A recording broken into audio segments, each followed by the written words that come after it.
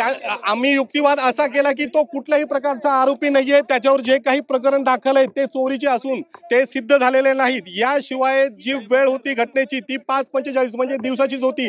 कुठेही फिर्यादीने पीडितेने आरडाओरडा केलेला नाही, लोकांना बोलवलेलं नाहीये आणि जे 2 वेळेस घटना नमूद करतायत तर त्यामध्ये तिला आरडाओरडा करत आला असता अशा प्रकारचा आम्ही आर्ग्युमेंट केलेली आहे।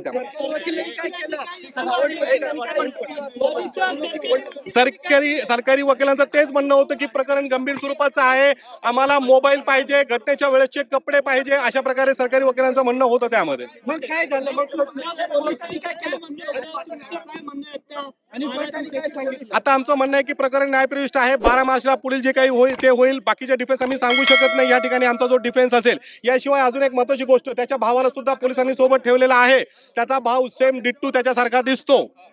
म्हणजे तुम्हाला संशय का तो आहे म्हणून? नाही, तो अजून मी सांगता येणार नाही, पण पुढची गोष्ट होईल।